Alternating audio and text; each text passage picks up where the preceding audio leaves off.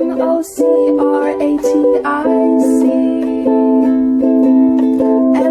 you need to know about the Vigo Dem Party.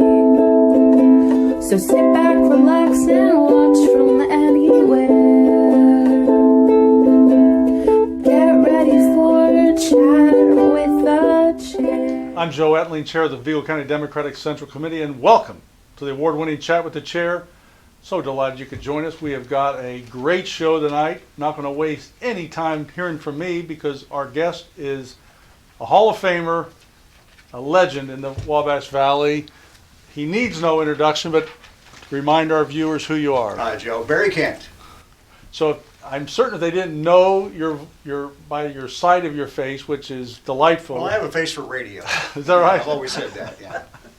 But your voice, of course, everybody in the viewing audience would know Barry Kent. So talk to our viewers a little about your background, though. Well, I've been around a while, that's for sure. I started in radio right out of high school. And high school was where? West Vigo. Went to West Vigo. Okay. I'm born and bred here in the Wabash Valley. Awesome. And worked my entire career here in the Wabash Valley. But I graduated from West Vigo in 1969. And my senior Home of the year- Vikings? Home of the Vikings, that's There we right, go. yeah. Played in the band all 4 years. Awesome. Played football for 1 year, decided I liked band better. It didn't beat me up as bad. What was your instrument of choice? I played the tuba, Really? yeah. In junior high school, the band director came up to me. I was playing percussion. He came up to me and he said, "We need a tuba player, and you look like a tuba player." So he taught me how to play the tuba, and the rest is history, as they say. Well, we got a ukulele we could pull out here, Barry. No? I don't think I could do the ukulele. All right, well, we can, the tuba, we'll remember that. I wondered, did you ask him what exactly a tuba player looks like? Is there a... Well, they wanted a big dumb guy. I think's what it was, and that was me. So after graduating from West Vigo, talk about your journey. Started working at WWVR, which is 105.5, which was owned by Captain Floyd Huey back in those days. And I started working there my senior year in high school. And I originally was going to get into radio from the technical end of it. You know, I like to tear radios apart and rebuild them and make them better and things like that. And but I got on the air and started talking on a microphone, and I couldn't shut up after that, I guess. But yeah, Huey's gave me a chance out there, and I was working part-time for them. And I kept bugging. Joe Tate was the program director at WVOW.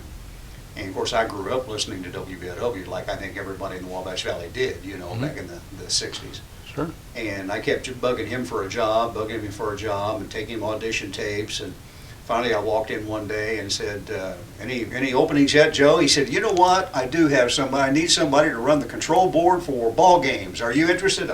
I'm your man. So I started the next day. That's how I got started at WVOW part-time. So when you were in high school then working with, did they actually have you on the air then as a... Well, I basically just ran the control board for recorded programs, but they gave me a chance to do a 1 hour country gospel show every evening at 6 o'clock. And boy, that was my fun time. You know, I thought that was really great. I'd made it. And So did you have a formal training before you did that then? No, not really. You walk in and kind of watch the guys that were there. You know, there was a couple of old guys. Dick Lee worked there at the time, and Dick kind of took me under his wing and showed me the controls and how to do things. And you know, I'd been listening to radio all my life, and I thought, well, I can do this. So that's how it all started. Wow, that's awesome. But at WBOW, I'll tell you, that was kind of scary because I went in at midnight one night, and they of course, we had a bunch of college kids working there. And the kid kind of showed me where this knob does this knob does this turntable's for that. And he said, I'll see you. And just kind of left me on my own, you know. But it was no problem. I had fun. Yeah. Figured it out then. Figured it out, yeah. So I had a little bit of dead air, but it went okay. That was in the summer of 1969. Yeah, 69. So talk about then from there to WBOW to what was your journey? Well, I worked at WBOW for 13 years. Started out, like I said, part-time, just running the control board for different ball games, and then graduated on up to back in those days, the ball games were on the FM station. The AM was the big station. Yeah. And we would split. We actually simulcast the AM programming on the FM, and we would split the FM off to do the ball games. So I'd go over into another little studio to run the controls for the ball games. And then a lot of times I'd work like a Saturday evening or a Friday evening ball game, and then at midnight I'd go over into WBOW, and I'd do overnights on WBOW, you know, playing the hits. And so I was there sometimes 12 hours, you know, that's okay. I would have done it for free, I think, back in those days. And as time went on, people moved on. Joe Tate was the program director who hired me. Joe went on to be the voice of the Cleveland Cavaliers. Oh, wow. And he passed away just a few years ago. But he was a big sports guy. That's what he liked to do. So when I started WBOW, we were doing all kinds of sports on the FM. Like I say, in the AM, of course, was playing the music. And as people would go on vacation or fill in, I would go in. I actually thought it was really cool. I got to go in and run the controls for Party Line. Martin Classic did Party Line every day, you know, and I got to run the board for that while Martin did Party Line a few times, and I thought that was pretty cool. And Paul Harvey, of course, we had to tape Paul Harvey because the network fed Paul Harvey at an odd time, and we had to record Paul Harvey because we played it back at noon, which was just the time slot for Paul Harvey. That's where he had to be at noon. Now we know the rest of the story. That's right. Well, that ran at 4:30 in the afternoon. But if you forgot to record it, oh boy, you were in trouble. But I never did forget to record it. But yeah, and then I started working full-time then. I was going to go to ISU and had registered at ISU, and they offered me a full-time job, and I took it, and I thought, well, why do I need to go to school? You know, I'm doing what I need to do, you know, why waste my time and effort? So I wish now I had went to school and got a degree, but I didn't. But Jim McKnight then became program director when Joe Tate left, and when Jim left, I was the music director. I was the one that selected all the music. Used to go down to Harry Wager's record shop and buy records because sometimes the record companies wouldn't send us a copy soon enough. So I'd go down to Harry's and buy the records for the radio station. And I kind of helped decide what music was played and when. And we just followed the national charts, of course. And then all through the 70s, when Jim McKnight left, I became program director. And I was a program director there until the time I left in 1983, I think it was. And did all different shifts. Mainly did afternoons for a long time on WBOW. And would fill in on the morning show. And got married in that time. They always said you'd never want to date the request line, but I did. And ended up marrying the little gal, and we're still married 48 years later, I guess. Congratulations. Yeah, thank you. And we still live here in the Wabash Valley. But then in '83, the station had been sold 2 or 3 times through the 70s, and I survived all of those sales. And different format changes. AM radio started to slowly wane a little bit. We kind of went from a top 40 format in the early 70s. I mean, we were playing Michael Jackson and the Bee Gees and those kind of things, you know, back in those days, and the Osmond Brothers. And we were the teen station in the Wabash Valley. And then as time went on, we kind of migrated to more of an adult contemporary format, playing more things like Barry Manilow and Air Supply and things like that. And then the station was sold in the early 80s to another out-of-town owner, and he came in and just made a lot of changes. And I could see the handwriting on the wall that this wasn't going to be a real fun place to be. So I'd heard that the program director at WTHI Radio had left, and I knew Dave Liston, who was the manager at the time of the radio station. I went down and talked to him, and he said, "Are you interested in doing country?" And a funny story, I guess I'll tell. Harry Wager used to do an hour or 2 hours of country every morning on WBOW, like from 4 to 6 a.m. or 5 to 6 a.m. And then when Harry left, Louis Popejoy did it. And when I was working at WBOW, working part-time, Joe Tate came to me and said, "Barry, we need somebody to fill in for Louis. He's going to go on vacation. You want to do that?" I said, "Yeah, okay, it's country music, but yeah, all right."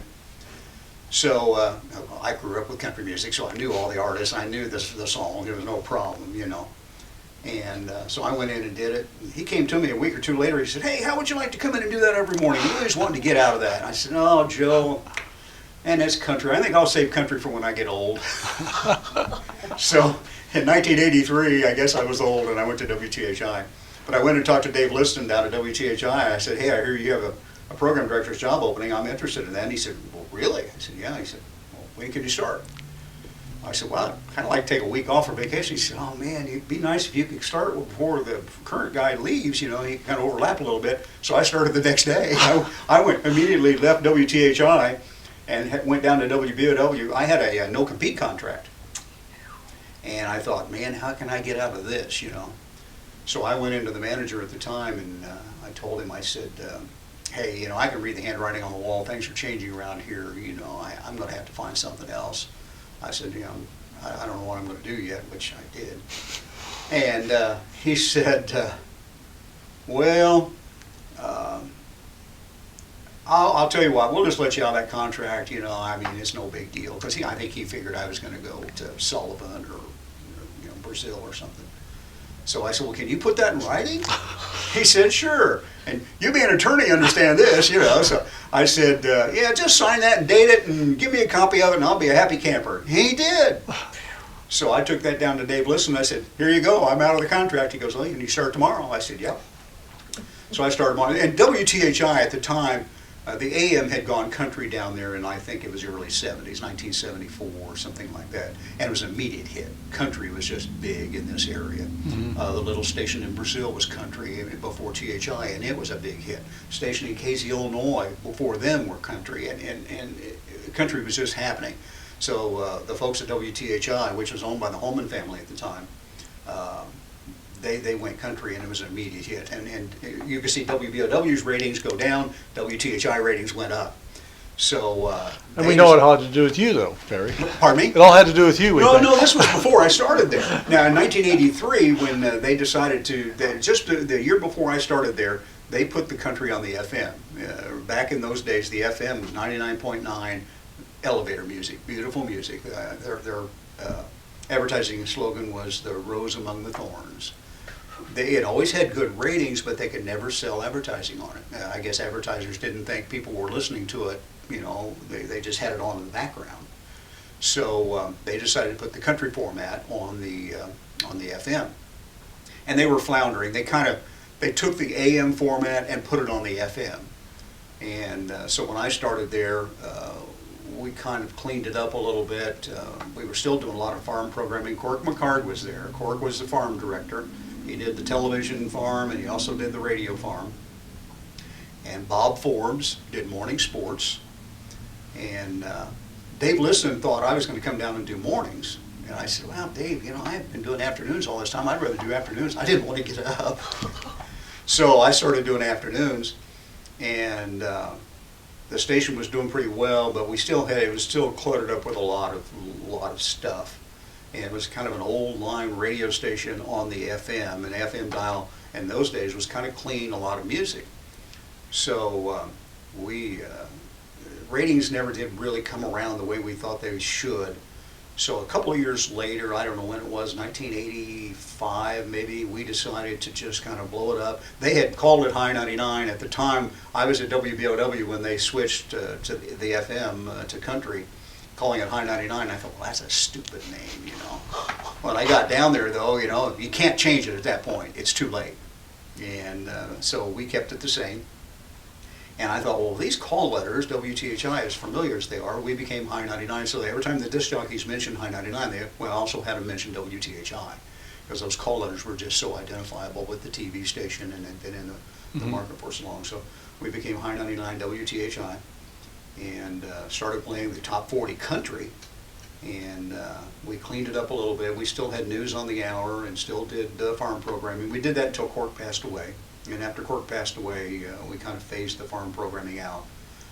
At that point, farmers were getting their information other places. You know, it was beginning to come available via computers and things. Computers were still new, but it was just it didn't have the appeal that it had back in those days. And we cleaned it up, and the station, we just built a monster. It became a monster radio station. We had accolades from all over the country. At one time, in the early 90s, we had the highest market share of any country radio station in the United States. Wow. I mean, Terre Haute's not a big market. I think the 6-county metro is like 170-some thousand people. But we had over a 30 share, almost a third of that market listening to our radio station. And we were always nip and tuck with a station down in Knoxville, Tennessee, as to who had the highest market share. But we just, it was a monster radio station. The phones rang constantly. We had a good staff of announcers. We had some people, I think one of the things that made us so strong was we had some people that had been there for a while, and the listeners felt comfortable and familiar with them. And well, you've thrown out some legendary names in the Wabash Valley already, so how about giving a shout out to some of the other people you're talking about then? Well, we had Steve Hall, who I think Steve is still working for High 99. Mark James, who is now the voice of the Indianapolis 500, he was working for us. He did mornings with me. I started doing the morning show in the mid-'80s, and been doing mornings then ever since. But Mark came in and started doing mornings with me. And we had, oh boy, I'm trying to think some of the other names. There have been so many names over the years. It's kind of scary. Of course, Martin Plastic left WBOW and came down to WTHI and became radio news director at WTHI. And Martin was there until he retired. So Martin was doing news. Like I said, Bob Forbes was still doing sports. Wayne Jenkins would come over and do weather reports for us and things like that. And then also on the morning show, we decided, since we were so tied into that TV station, we talked the engineering staff to putting a TV camera in the radio studio. And it was kind of up behind us because the studio wasn't very big.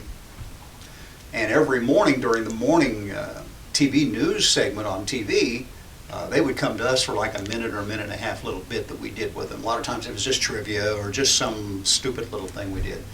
But I remember I used to have to turn around and look up at the camera, because it was kind of behind me. And then Mark James or the news guys would always sit on the other side from me. And so they could look right up at the camera, but I had to turn around. But George Isley was doing the mornings on the TV station, and Susan Dinkle started doing the mornings on the TV station, and we were doing morning bits with them. Reg Taylor did the weather, and Reg loved radio, so Reg Taylor would come over and do radio bits with us after he got done with the TV stuff in the morning. So that was a real advantage for us, having that TV station across the hall back in those days too. That really helped the radio station, and we, I got to go over and produce television commercials for the radio station. Most of the other stations in town were just going, man, we can't compete with that. I got the #1 television station, and we turned out some really great commercials. A lot of folks still remember the High 99 Shuffle, where when the Chicago Bears went to the Super Bowl, they did the Super Bowl Shuffle. Well, we decided we were going to do a little spin-off on that, and we did the High 99 Shuffle.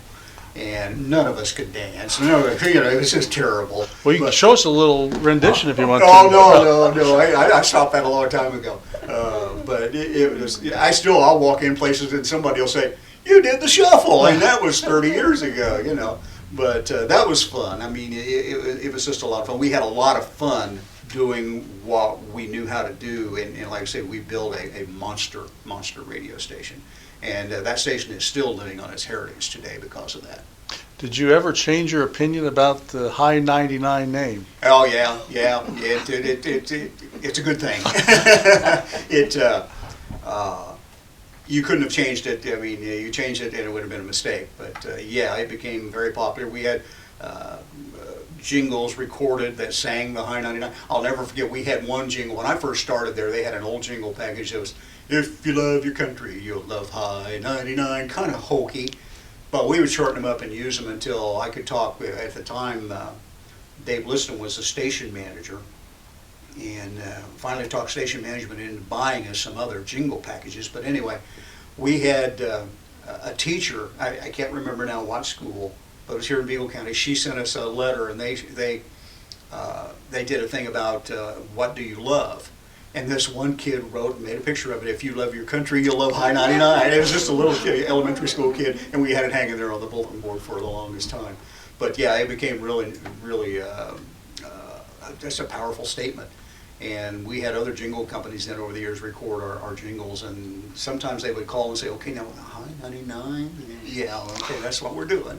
But then we started doing the High 99 WTHI, and a lot of stations would sing things like their frequencies like 99.9 WTHI, but we had them saying High 99 WTHI, and it stuck and worked really, really well. We got to the point where we were very strong with the record companies, even a little market like Terre Haute.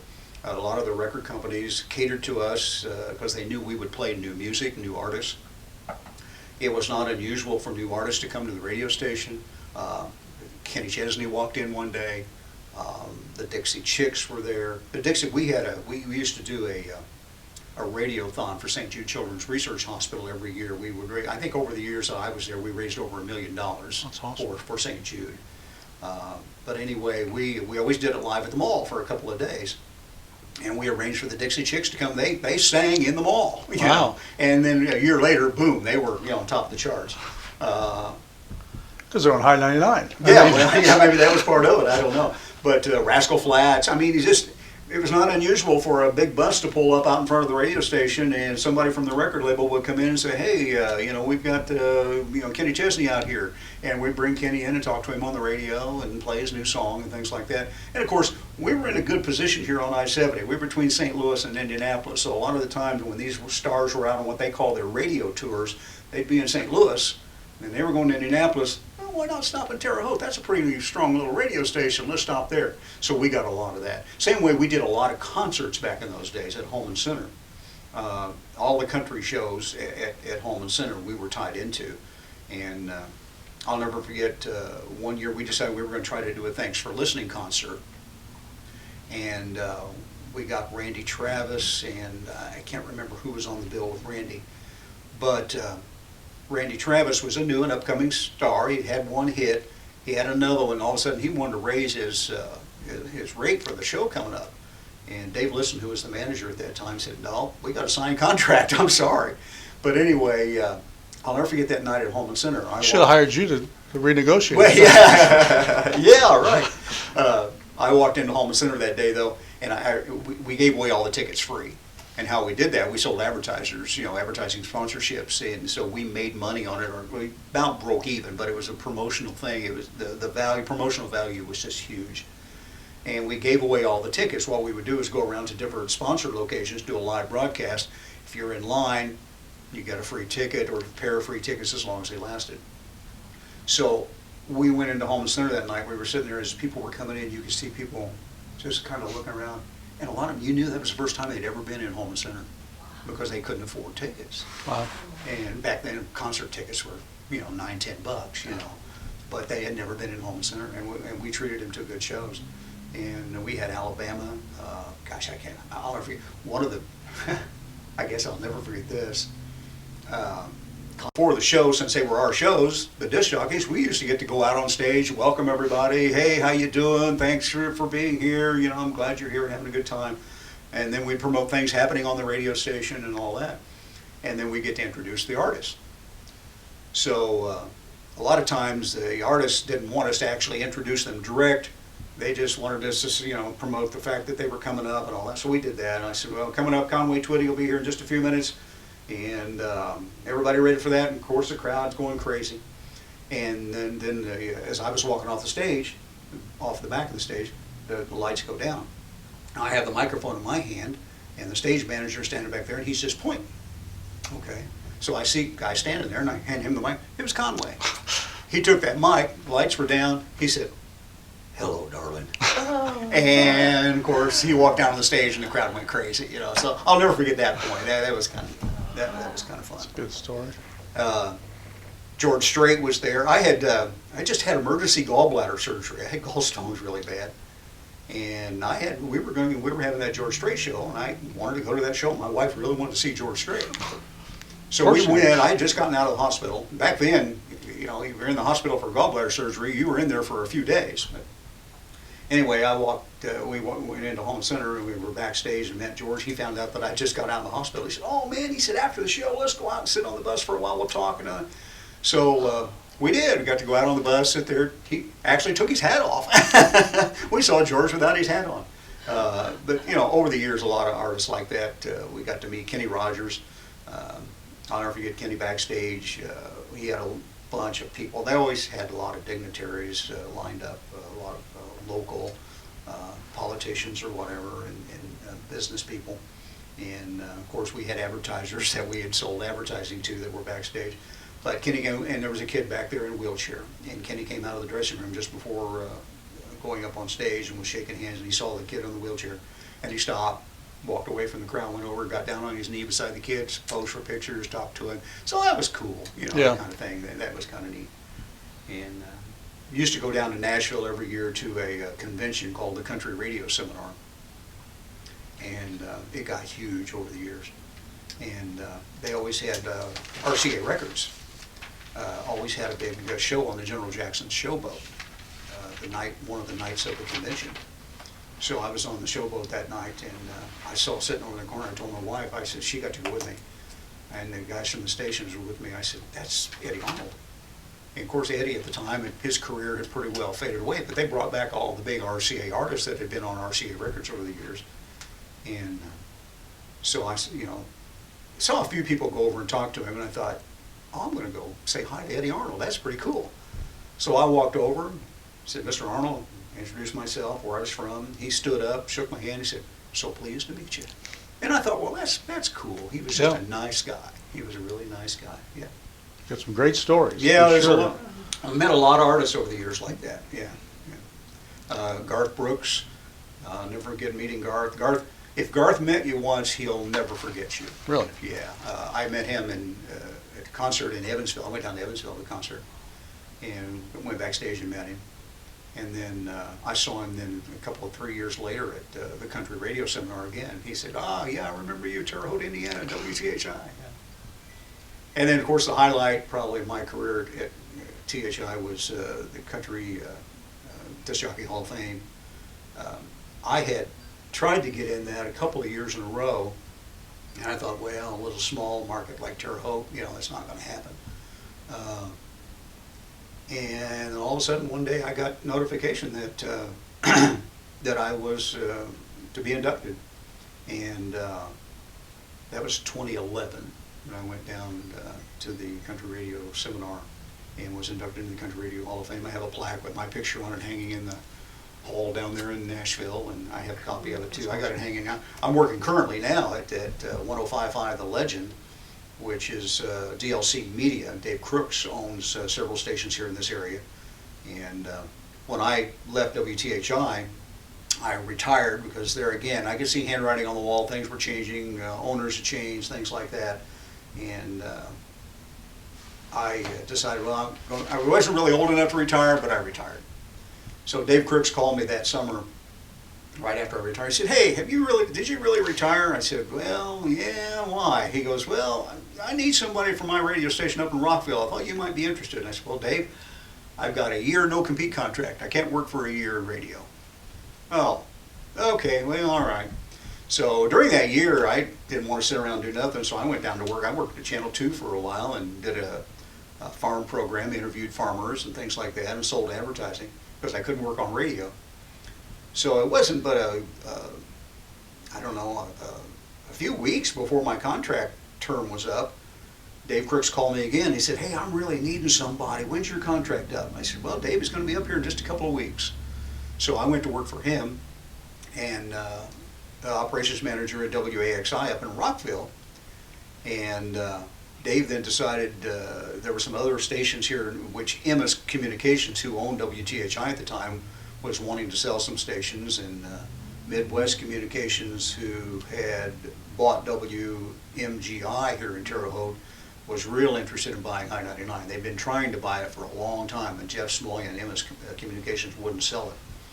So I think Emmis decided that he wanted, Smullian wanted to sell, but Midwest owning WMGI and the station up in Paris in this market, they couldn't buy I-99 without divesting themselves of something, and they had 95.9 FM, and so Dave Crooks ended up buying 95.9, and he from Midwest, and he bought 105.5 from Emmis, It was funny, when I was at Emmis, the first station I ever worked at was 105.5, and then when I was at Emmis, we bought 105.5. And I thought that was kind of cool. And then Emmis sold it to Dave. Dave bought 95.9. He had the Rockville station, and he also bought the Brazil stations from Emmis, because Emmis was just wanting to get out of this market altogether. So they did. So we pondered, and Dave said, "What format are we going to?" He wanted to put kind of rock. We had Bob and Tom, the Bob and Tom show out of Indianapolis. We had it on WAXI at the time. We had that on when I was at Emmis. We put that on the River, which was on 105.5. And it was a huge success.